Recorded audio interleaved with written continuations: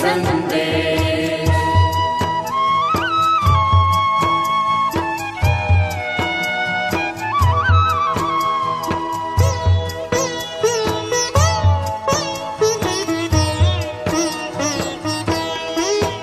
उलझन में उलझता रह न जाए अनमोल कहीं जीवन।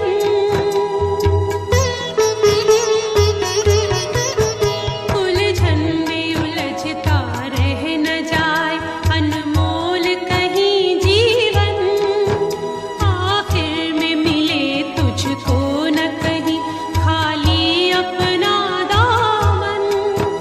वरदान का अमृत पान करो, वरदान का अमृत पान करो, पाना न रहे कुछ शेष। ऐ आत्माओं सुन लो शिव का ये शुभ संदेश। ऐ आत्माओं सुन लो शिव का ये शुभ संदेश।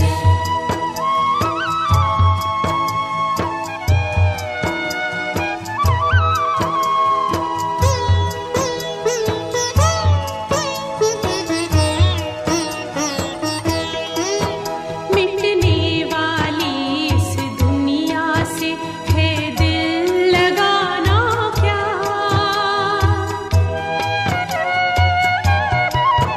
मिटने वाली इस दुनिया से है दिल लगाना क्या।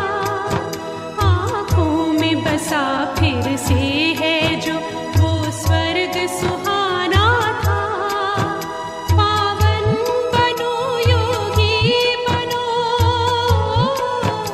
पावन बनो योगी बनो, गूंजे मधुर संदेश। ऐ आत्माओं सुन लो शिव का ये शुभ संदेश। ऐ आत्माओं सुन लो शिव का ये शुभ संदेश।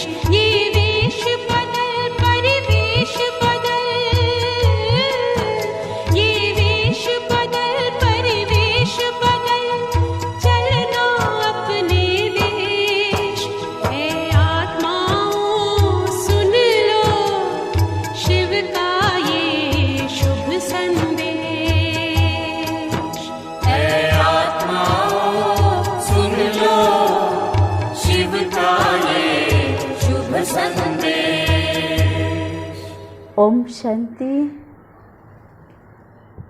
आज हम सभी के लिए बहुत ही आकर्षक और अति आवश्यक टॉपिक है मन जीते जगत जीत। किसी ने ठीक ही कहा है, मन ही मन को जानना, मन के मन से प्रीत, मन ही मन माने करे, मन का मन ही मीत। मन झूमे मन बावरा, मन ही मन की अद्भुत रीत। मन के हारे हार है, मन के जीते जीत। ये मन जो शब्द है उससे ही तो सब परिचित है, लेकिन मनोस्थिति का जो चंचलता है, जो अंतर होता है, उसका रिफ्लेक्शन जीवन में आता है। इसको हमें समझना है। मन के हारे हार अर्थात मन अगर कमज़ोर हो जाए तो जीवन का हार है, और मन अगर शक्तिशाली बने तो ज़रूर विश्वजीत सुरजीत बन सके। ये जो मन को कैसे नियंत्रण करे, संयमित करे, आज तो ये एक प्रश्नवाची है, लेकिन सृष्टि नाटक के मध्यकाल से मन की खोज में मन को संयम रखने, जो वेद का उच्चारण हुआ ओम ध्वनि से, जब मन अशांत रहा, लेकिन धीरे धीरे वेद ही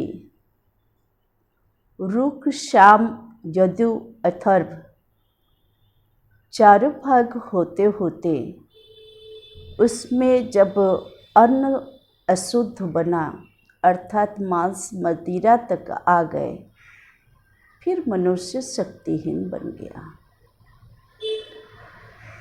गीता का भी चयन किया भगवान उवाच के ध्यान में, अर्थात भगवान ने क्या कहा उसको लिखत में लाए, तो उसमें भी महामंत्र था मन मना भव। और भी मंत्र थे, जैसे समाज को, देश को निर्माण करने के लिए काम महाशत्रु है, नष्टो मोहा स्मृति लब्धा, एवं मन जीते जगत जीत। ये तो लिखत है, लेकिन आम मनुष्य तक उसका व्यवहारिक सत्य एक लुप्त अवस्था में रह गया। फिर भी मुनि ऋषियों ने संसार को क्षण भंगुर सुख के नाम पर जंगल जाने लगे और ईश्वर की प्रार्थना आराधना में समय देते हुए मन को तो समाधिस्थ अवस्था में शांत किया, शक्तिशाली किया, लेकिन समाज को कुछ न दे सका, अर्थात सांसारिक मनुष्य उससे प्रभावित ना रहा। और फिर उसके बाद जो आदि काल में, अर्थात सतयुग त्रेता युग में देवताओं का आचरण विचरण विश्व भारत में रहा, वो मध्य काल में, अर्थात द्वापर युग से पहले पूज्य से पुजारी बनने लगे, अर्थात विकारों का तो प्रवेशता थी, लेकिन उसका कारण मन अशांत बताना चला, तो ईश्वर प्रार्थना आराधना में अव्यभिचारी भक्ति शुरू किया, एवं धीरे धीरे 33 करोड़ देवी देवताओं का पूजा में लगे और साधारण मनुष्य बन गए। फिर धीरे धीरे मन की शक्ति क्षीण होने लगी, दुख अशांति कुछ एक मात्रा में दिखाई देने लगा, तो धर्म पिताओं का अवतरण हुआ।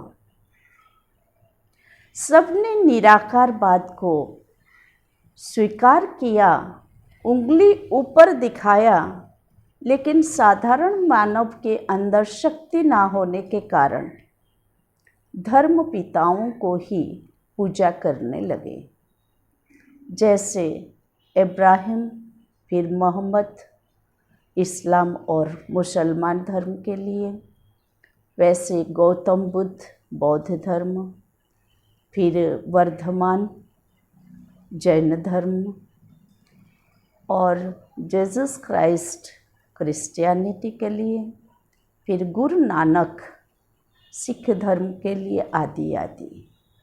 तो जैसे धर्म भेद दिखाई दिया संसार में, फिर धीरे धीरे वो हिंसा का रूप ले लिया। फिर मनुष्य का मन भी उस धर्म से शक्तिहीनता का अनुभव करते हुए मनुष्य अपने को खो बैठा और देह अभिमान में आते हुए अब वर्तमान समय में भौतिकवाद वस्तुवादी बन गए, विज्ञान के ओर दौड़ने लगे। अब तो मनुष्य आईटी फील्ड में ही घूम रहा है। अब देखिए, मन जो चैतन्य है उसको संभालने के लिए मनुष्य जड़ में लग गए। ये कहाँ तक समाधान कर सकता है? नहीं। फिर रिफॉर्मर्स भी आए, जैसे महात्मा गांधी ने परतंत्र भारत को स्वतंत्र तो किया, लेकिन उनका जो लक्ष्य था राम राज्य का वो न कर सका।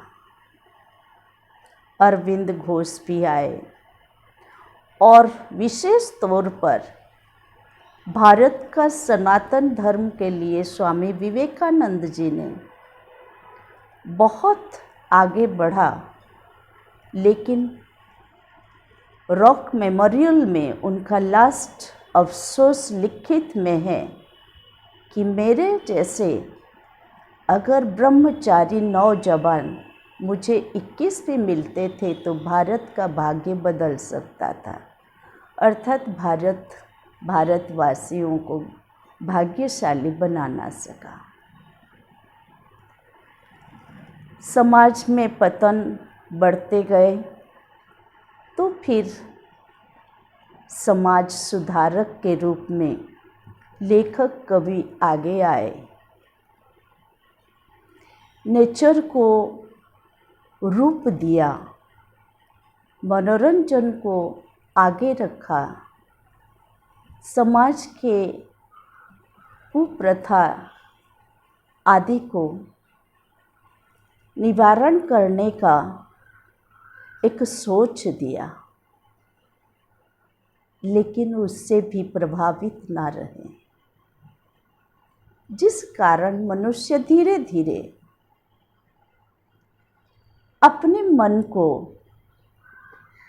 मनोस्थिति को खुश रखने के लिए, शांति के लिए स्थान का परिवर्तन किया, मनोरंजन को स्थान दिया, फिर अपने सोच विचार को व्यक्त करने लगा, रूप रंग को सजाने लगा। ये सब बाहरी में जाने से धीरे धीरे बहुत सारे क्लब्स, ऑर्गेनाइजेशंस आदि तो आगे आए, जैसे लफिंग क्लब है, जिम है, आदि मनोरंजन के लिए। ये सब तो खुल गए, फिर भी मन खाली रहा। अगर वर्तमान का स्थिति को देखें,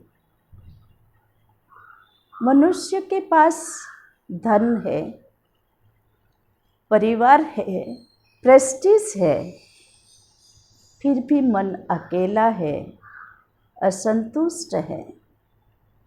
इसलिए ही तो रियली मन को ना जानते हुए भी हम प्रयोग तो बहुत बार करते हैं। कुछ बोलने में भूल हो जाता है, व्यवहार में भूल हो जाता है, तो हम तुरंत कहते हैं सॉरी, प्लीज़ डोंट माइंड। अब देखो, चीज़ तो अंदर घुस चुका है, एरो तो दिल को चुभ गया है, फिर डोंट माइंड का अर्थ क्या है? मन क्या है तो मालूम नहीं, don't mind has no meaning. कभी कहते हैं मेरा मन नाच रहा है, क्यों? उसका जवाब नहीं। कभी हम कहते हैं आज मैं उदास हूँ, किस लिए? निरुत्तर, कोई उत्तर नहीं। कहते हैं आज तो मेरा मन उड़ रहा है, कहाँ जाने के लिए? उसका कोई जवाब नहीं। फिर हम कर्तव्य स्थल में इतना व्यस्त रहते हैं तो ये सब भूल जाते हैं। लेकिन जब फिर हम रेस्ट में आते हैं तो वो फिर बात याद आती है और हमारा नींद भी खराब होता है। तो किसी ने जो लिखा हुआ है गीता में, इच्छा मात्रम अविद्या, जो इच्छा मन के संकल्प है वो नेवर एंडिंग है। उस इच्छा एंजाइटी को हम कैसे दमन करें वो भी चाहिए।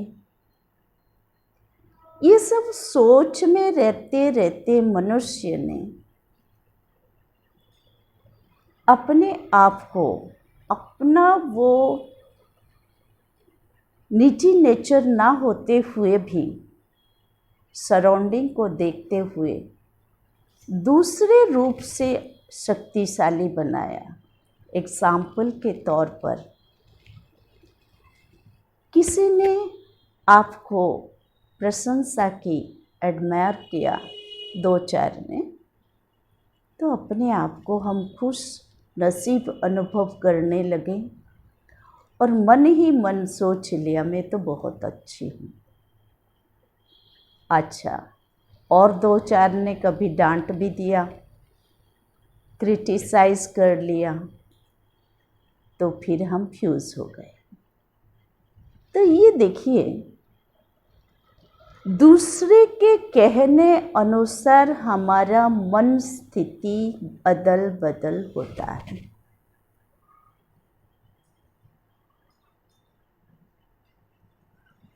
लेकिन हम अगर इसको विचार करें, मन एक अदृश्य शक्ति है जो कि चैतन्य है, जो कि दूसरे को रिसीव करता है, समझता है और दूसरे के अनुसार हम उसको एस्टिमेट करते हैं या जड़ पदार्थों से उसको खुश रखना चाहते हैं। हमारा जो एजम्पशन है, अटेम्प्ट है, ये तो रॉन्ग हो गया ना। फिर हम क्या करते हैं, अच्छा डिफीट करना चाहता है, मैं भी उसको सबक सिखाऊं। हमारे अंदर प्रतिक्रिया जो है वो नेगेटिविटी के ओर दौड़ता है।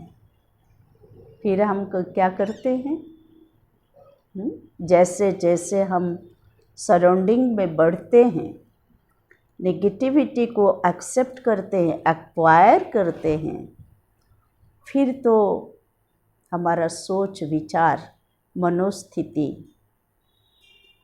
अनरियल हो जाता है, टिट फॉर टैट। सबक सिखाना है मुझे, प्रतिशोध लेना है, डबल स्टैंडर्ड में आना है, ये सब के ज़रिए हम अपने को सोचते हैं दुनिया को मैंने जीत लिया। तो एक रॉन्ग तरीका एक्वायर किया, उसका रिफ्लेक्शन हमारे जीवन में आता है। तो एक सूक्ष्म शक्ति, आंतरिक शक्ति, उसको हम संयमित करने के जगह पर प्रतिक्रिया का रूप दिया, तो फिर हम खोखले होने लगे। अंदर जैसे खोखला है, एम्प्टी है, आंतरिक शक्ति कम होने लगा और हम अंदर ही अंदर उदास हो जाते हैं, दुखी हो गए, अशांत हो गए। और उसके कारण आज के दुनिया में देखो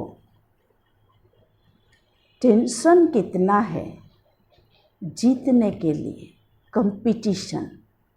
किसी को क्रिटिसाइज करते हैं, किसी को हर्ट करते हैं, किसी को उल्टा सुल्टा जवाब देते हैं।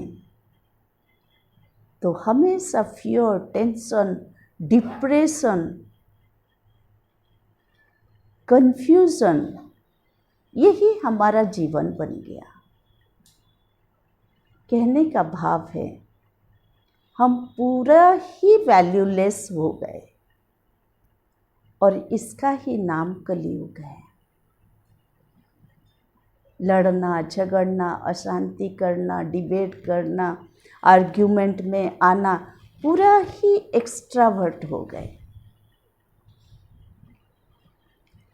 इसके प्रत्युत्तर में मैं एक स्टोरी सुनाती हूँ।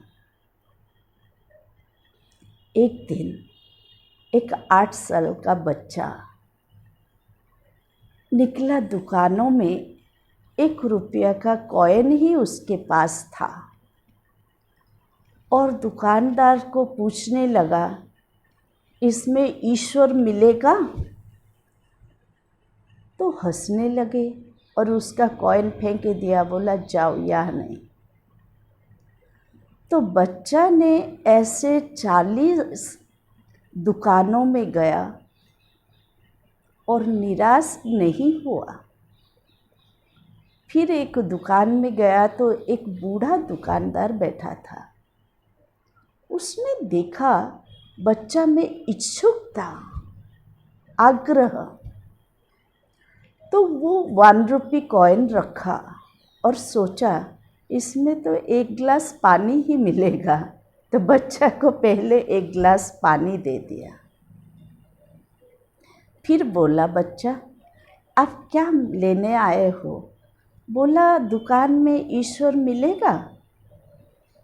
तो वो दुकानदार पूछा, आपको ईश्वर चाहिए? बोला हाँ। तो फिर पूछा प्रश्न, किस लिए चाहिए? तो वो बच्चा इतना निर्भीक होके कॉन्फिडेंटली बताया कि मेरी माँ दूसरे के घर में काम करके मुझे खाना दे पाती थी और मुझे पढ़ाती थी। वो अभी हॉस्पिटल में है और हमारे पास कुछ भी पैसा नहीं है। तो डॉक्टर ने कहा ईश्वर ही बचा सकते हैं। तो मेरे पास 1 रुपया ही था, तो मैं ईश्वर को लेने आया हूँ। तो दुकानदार कुछ समय के लिए सोचा, फिर खुशी से जवाब दिया, तुम जाओ, माँ के पास मैं भेज देता हूँ। बच्चा आया और डॉक्टर को बताया। डॉक्टर ने ऑपरेशन किया, माँ भी ठीक होने लगी। फिर जब डिस्चार्ज होने का समय आया, माँ ने बिल हाथ में लिया, देने का तो वो काबिल नहीं था। फिर भी उसने देखा ऑलरेडी पेड है। तो आप सोचिए, हम इतने बड़े हो गए, हमने कभी मन को निर्मल रख के ईश्वर को ढूंढा, याद किया? जो हमारा मन शांत हो जाए, शक्तिशाली हो जाए, हम कामयाब बने, हम भूल चुके हैं। जो विधि परंपरा के रूप में हम भगवान को याद कर देते हैं, लेकिन मन टिकता नहीं है। उसका कारण क्या है? हम रियलिटी से बहुत दूर है। छल कपट, pretension, artificiality, double standard, formality, ये सब मेंटेन कर लेते हैं, जो कि मन के विरुद्ध आचरण मन को सप्रेस करता है। तो मन आज उजड़ चुका है।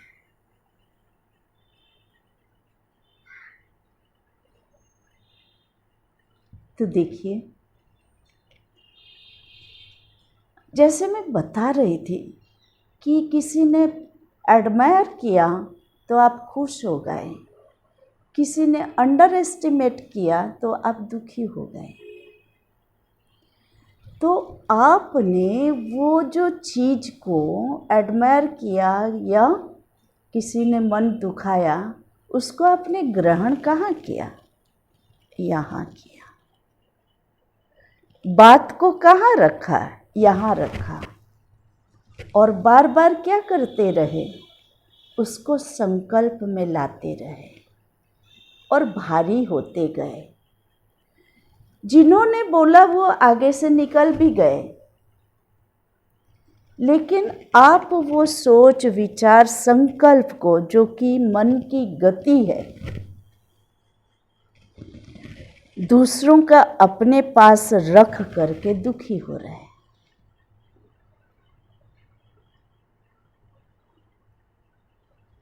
इस जगह पर आध्यात्मिक ज्ञान जो है,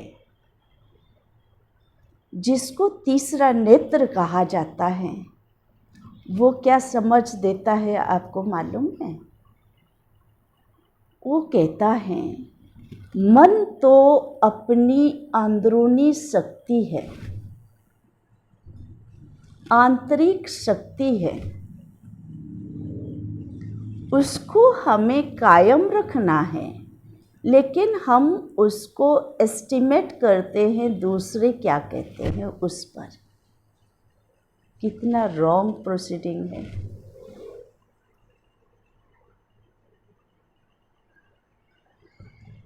तो लोग कुछ कहेंगे, परिस्थिति कुछ करेगी, नेचर कुछ दिखाएगा। अगर ये बाहर स्थिति से आंतरिक स्थिति को हम बिगड़ते जाएंगे तो कमज़ोर कौन बनेगा? हम ही बनेंगे ना। तो हमें क्या करना चाहिए? हमें हमारे सोच को, संकल्प को सही देना है कि दूसरे के कहने पर मैं नहीं हूँ, लेकिन मैं जो हूँ मैं जानती हूँ। तो मैं क्या हूँ? मैं परमात्मा पिता के संतान हूँ।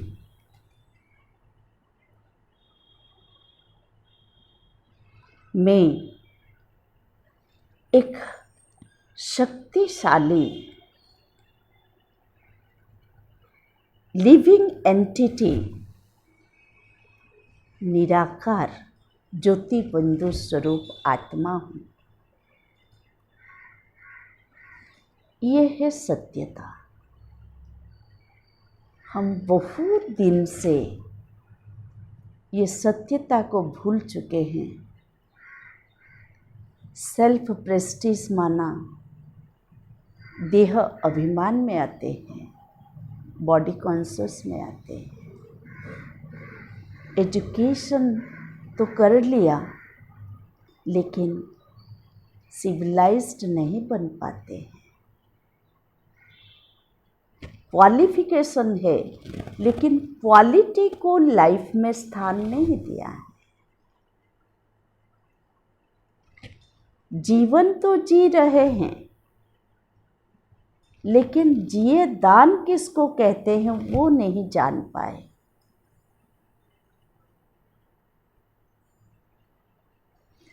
प्रेस्टीज कॉन्शियस तो बन गए, लेकिन स्वाभिमानी आत्मा के अंदर जो गुण है, जो विशेषता है, कला है, शक्ति है, उसका हमें ज्ञान नहीं है।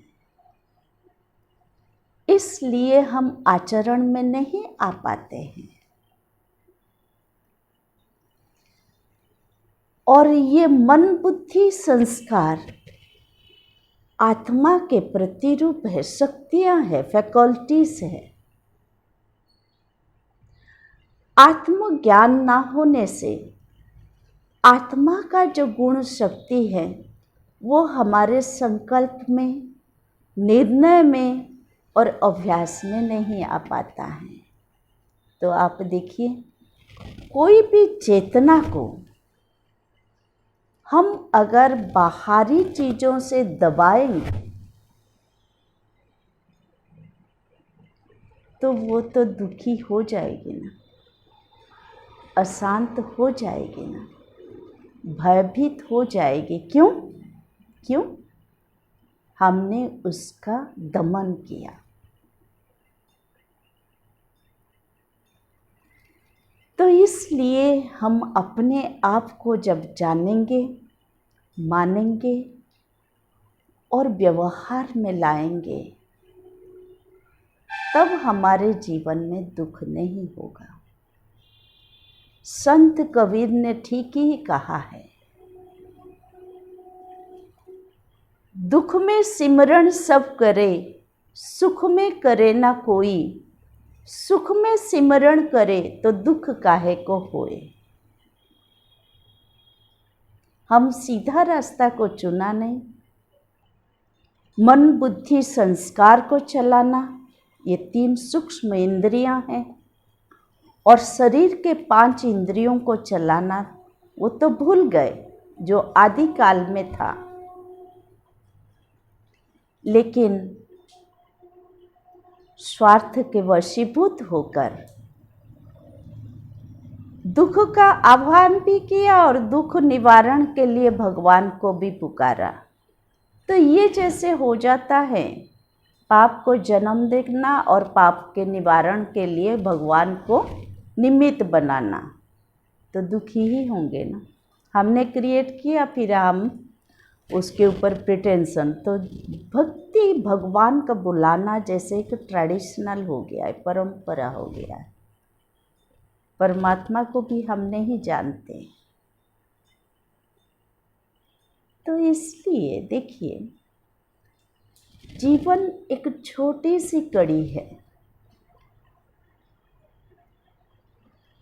उसका सत्य को हम जानेंगे तो उसको भिन्न भिन्न रंग में अर्थात गुण विशेषताओं में श्रृंगार करेंगे तो जीवन यानी जिंदगी हमारी रंगीन अर्थात तस्वीर एग्जाम्पलरी रहेगा।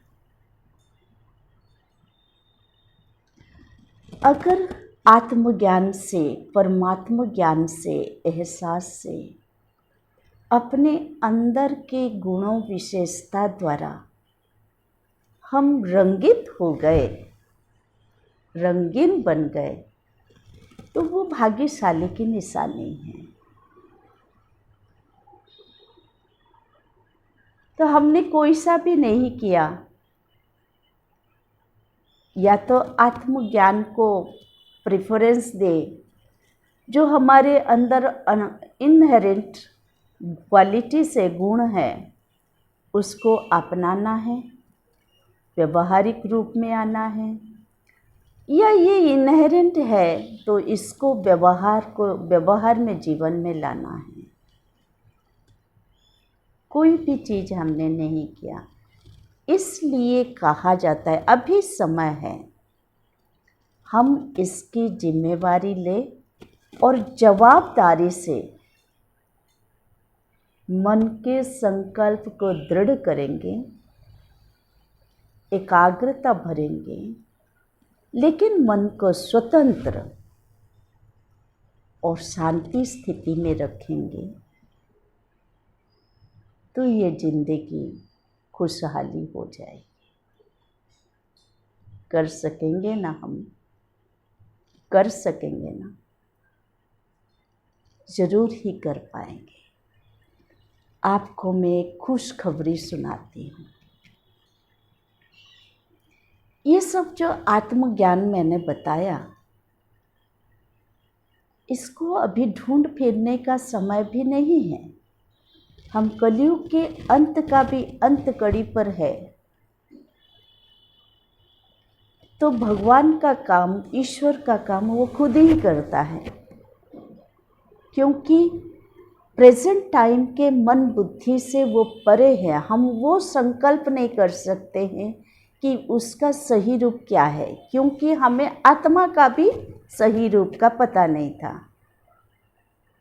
तो खुशखबरी क्या है, वो अभी संसार में आए हुए हैं। वो निराकार ज्योति स्वरूप है, सर्वशक्तिवान है, शाश्वत नाम शिव है, ज्योतिष बिंदु स्वरूप है, परम धाम निवासी हैं। लेकिन सृष्टि का रचयिता भी है, मनुष्य सृष्टि, मनुष्य आत्माओं का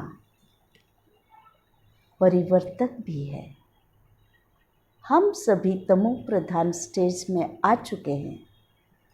हमारी गति अधपतन के ओर जब हो जाता है,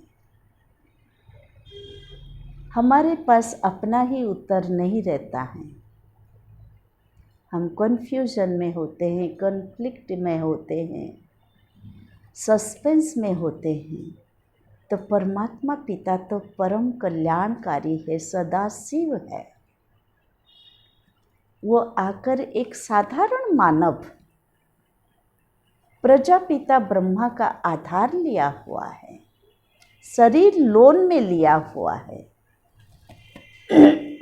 और सत्य रास्ता दिखा रहा है। आप मानो या ना मानो, लेकिन व्यवहार में आने का ही ये समय है।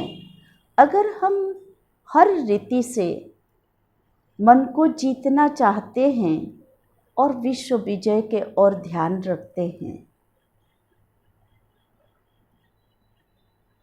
हमारे सामने बहुत स्पष्ट इतिहास है। अभी हमें उस तरफ आगे बढ़ना है। क्या है इतिहास में एग्जाम्पल? कलिंग का महाराजा सम्राट जब चंडाशोक से धर्माशोक बना तो उसको शांति मिली। अलेक्जेंडर ने दिग्विजय के लिए निकला था, लेकिन विश्व पर जीत पाने के लिए चलते चलते उसके लाइफ में ऐसा डेजर्ट आया, उसके सैनिक और वो भूख मरे।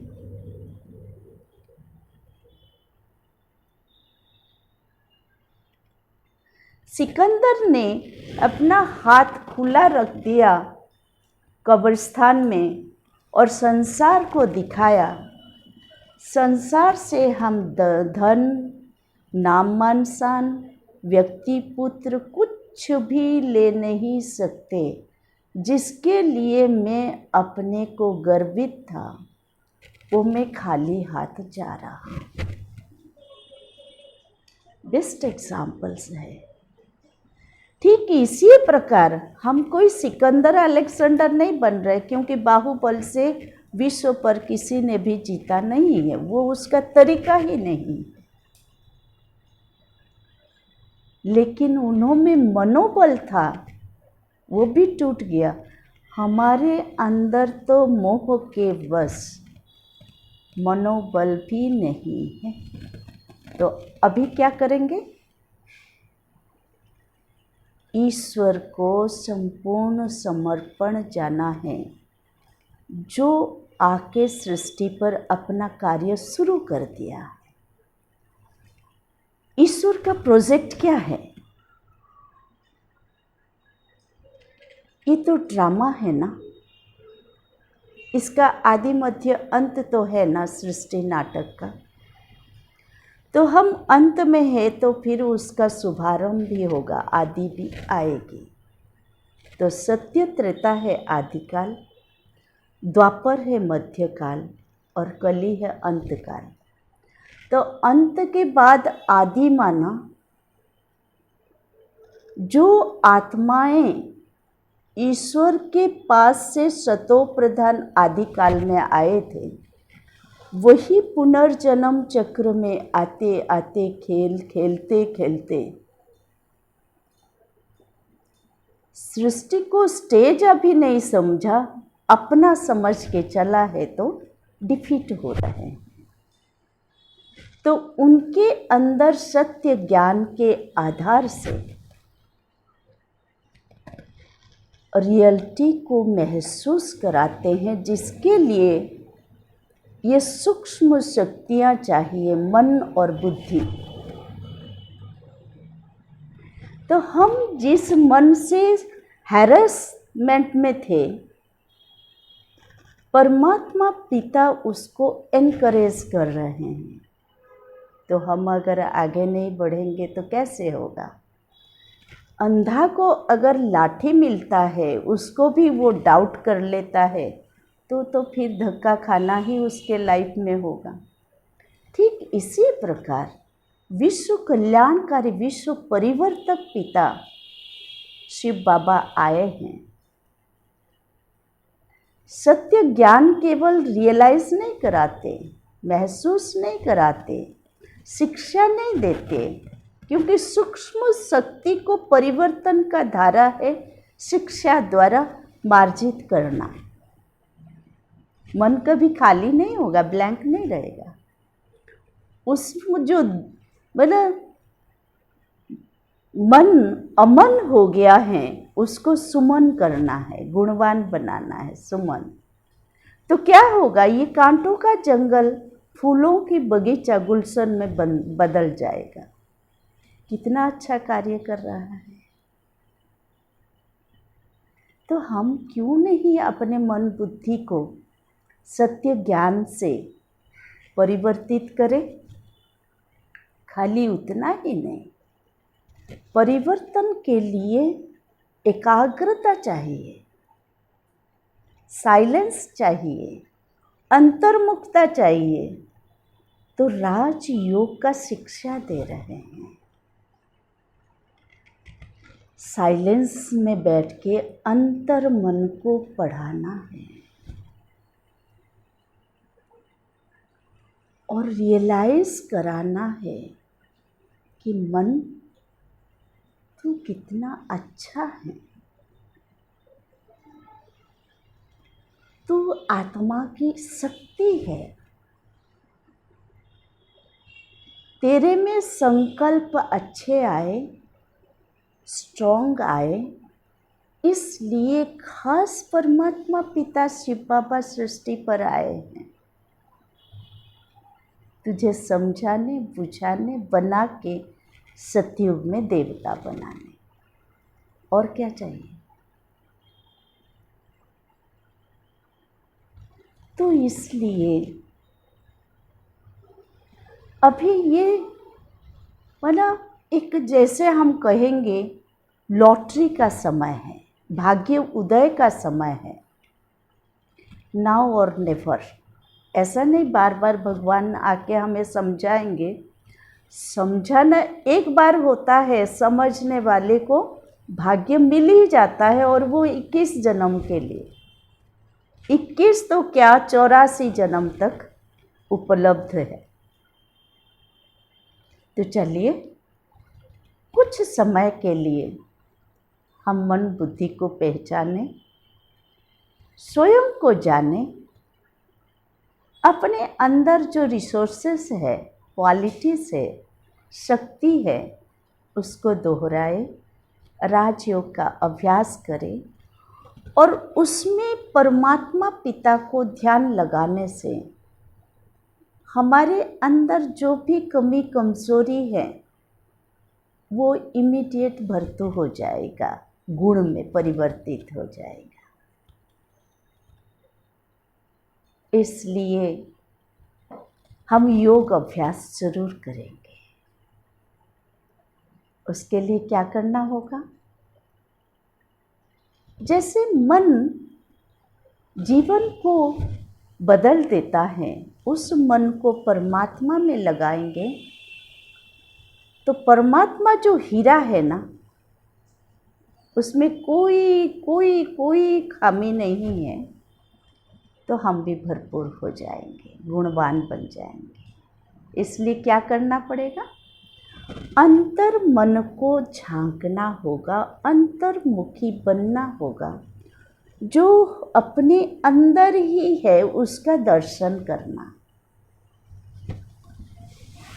और आत्मदर्शन से हम पर चिंतन, पर दर्शन, पर वर्णन सब से मुक्त हो जाएंगे। ऐसी शक्ति है राजयोग के अंदर। मैं शब्द द्वारा बताती जाऊंगी, आप खुले नयन में अलर्ट होकर उसको मन ही मन दोहराएंगे। कुछ समय के लिए हम ये संसार जो भौतिक है, जो क्षणिक है, उसके प्रलोभन से ऊपर न्यारा बन जाएंगे, कमल फूल समान बन जाएंगे और परमात्मा के प्यारे बन जाएंगे। उसमें खो जाएंगे, अपनी शक्ति को भरपूर पाएंगे। चलिए, ओम शांति।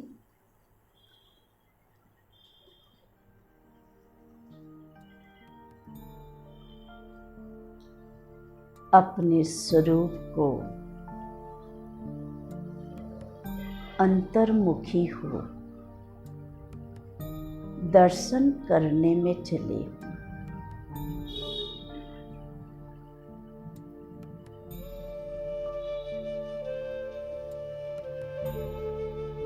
इस शरीर के अंदर मस्तक पर भ्रुकुटी के बीच मैं विराजमान एक प्रदीप सदृश्य सूक्ष्म ज्योति बिंदु आत्मा हूँ।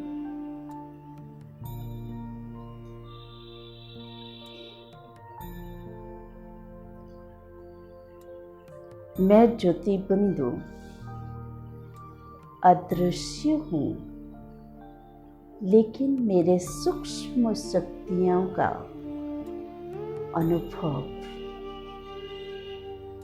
सभी के पास है। वो है मन, बुद्धि और संस्कार।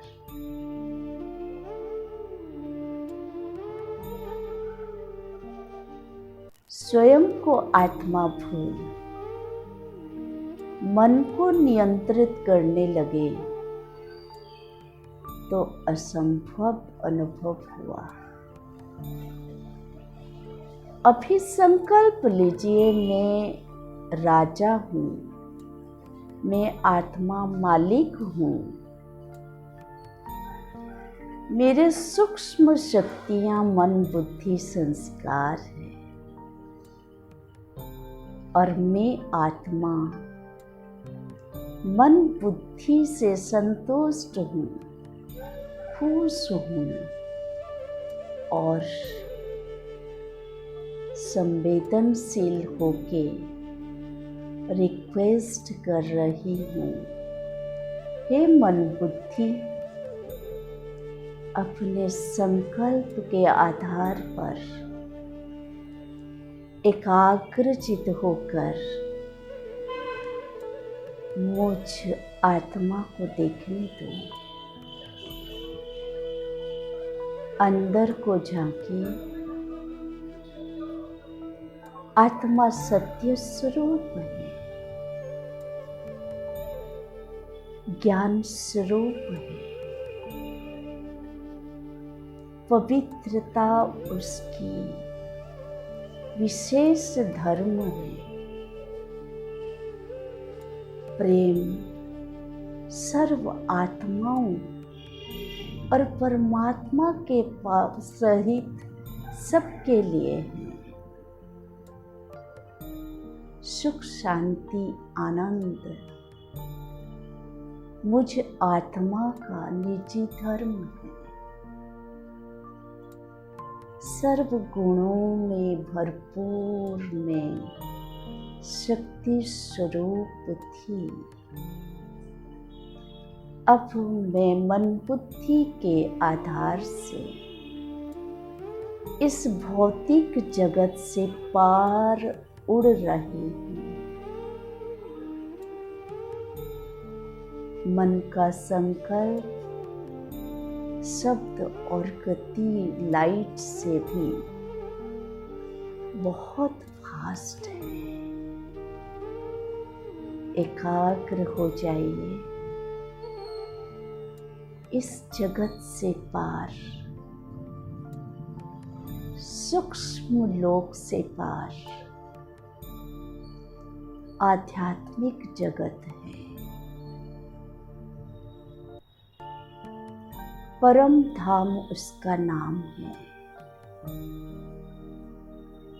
जहाँ परम पिता परमात्मा निवास करते हैं, विराजमान है, ज्योति बिंदु समान है,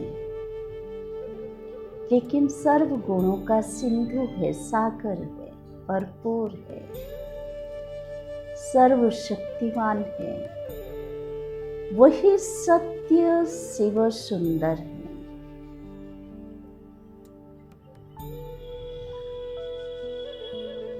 मन को जीते जीते परमात्मा को अनुभव कीजिए। निर्मल मन से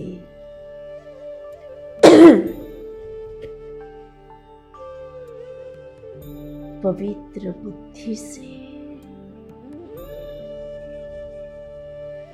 परमात्मा से अपने अपूर्णता को गुण शक्ति से भरते जाइए। शांति के सागर से शांति के गुण अपने में भी भर रहे।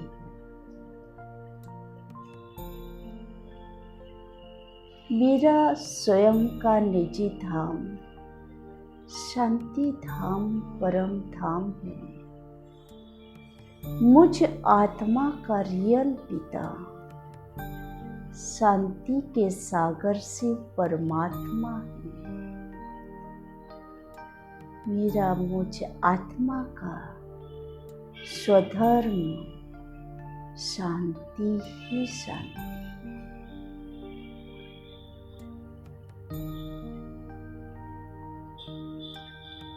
अनुभव कीजिए वो बेअंत शांति का।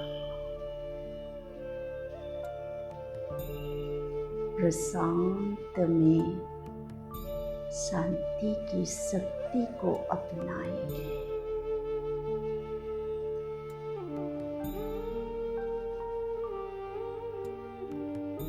अपने आप को भरपूर कीजिए शांति गुण, शांति मूल्य, शांति शक्ति से।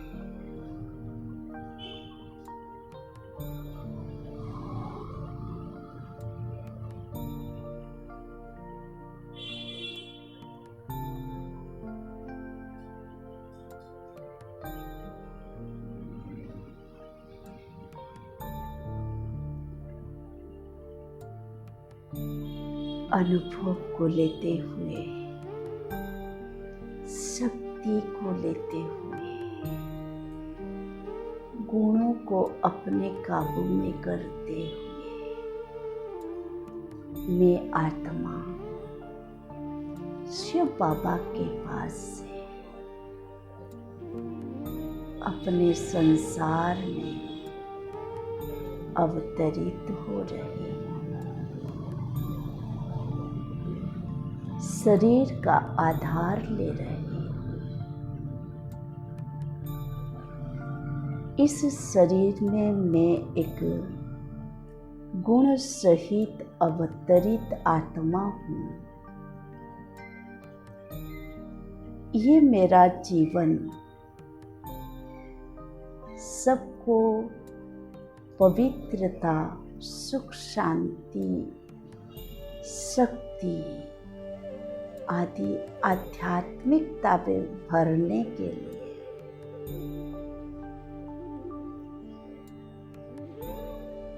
मैं मास्टर दाता हूँ। सबको स्नेह सम्मान करने वाली आत्मा। मेरा जीवन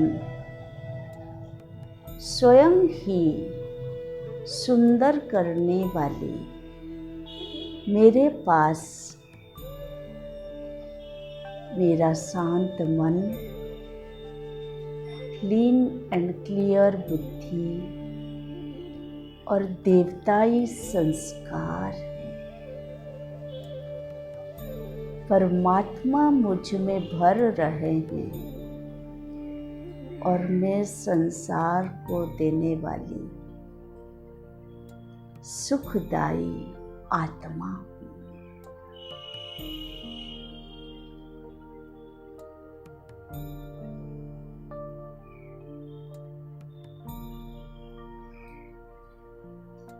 इस अनुभव को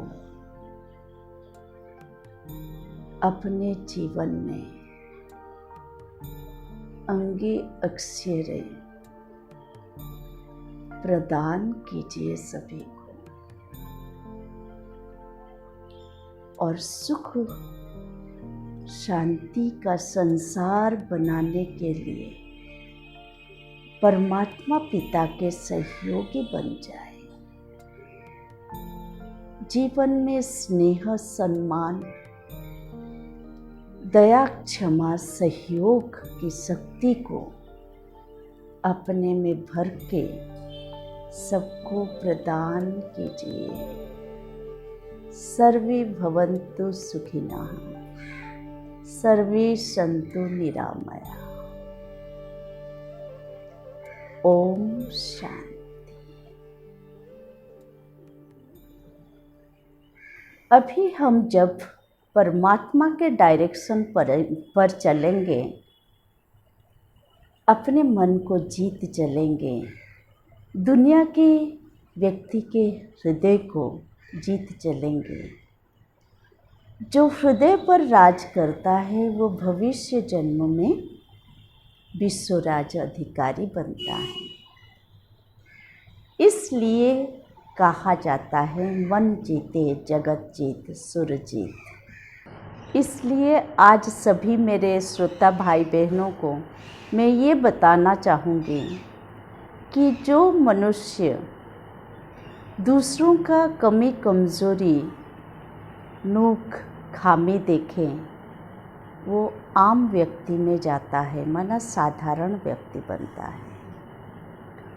और जो मनुष्य दूसरों के गुण शक्तियों को देखता है वो खास मानव बनता है। और जो मनुष्य अपने आत्मा को गुण शक्ति में भरपूर करता है यानी स्वयं का परिवर्तन लाता है वो महान आत्मा बन जाता है। तो मेरे सभी के लिए ये शुभ भावना शुभकामना है कि स्वयं को आत्मा समझें, परमात्मा से कनेक्ट होकर के अपने को गुण विशेषताओं कलाओं में शक्तियों में भरपूर रखें। हम महान बनेंगे तो जग महान होगा। ओम शांति।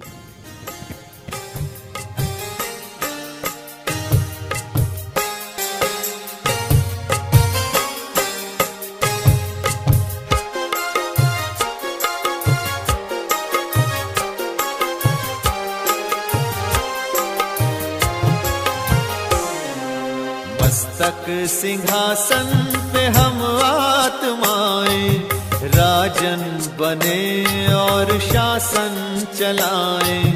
कर्मेंद्रियां कर्मचारी हमारी भ्रिकुटी बीच दरबार अपना सजाएं। मस्तक सिंहासन पे हम आत्माएं, राजन बने और शासन चलाएं।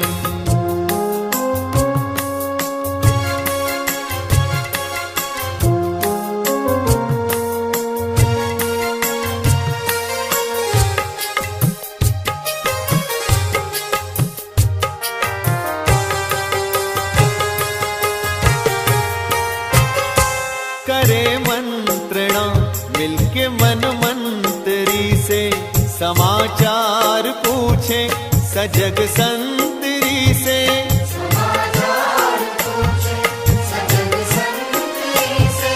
बड़ी सावधानी से इस राजधानी को माया की छाया से पल पल बचाएं। मस्तक सिंहासन पे हम आत्माएं, राजन बने और शासन चलाएं। कर्मेंद्रियां कर्मचारी हमारी, त्रिकुटी बीच दरबार अपना सजाएं।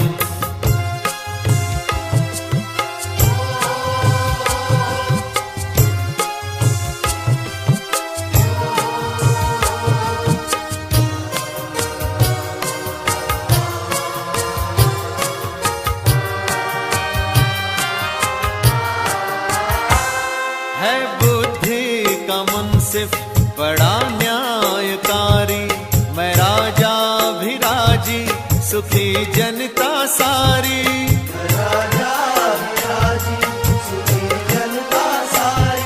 सुसंस्कारों की जो सेना सजग हो, तो दुर्गुण के दुश्मन से धोखा न खाए। मस्तक सिंहासन पे हम आत्माएं, राजन बने और शासन चलाएं। कर्मेंद्रियां कर्मचारी हमारी, त्रिकुटी बीच दरबार अपना सजाएं। कर्मेंद्रियां कर्मचारी हमारी, त्रिकुटी बीच दरबार अपना सजाएं।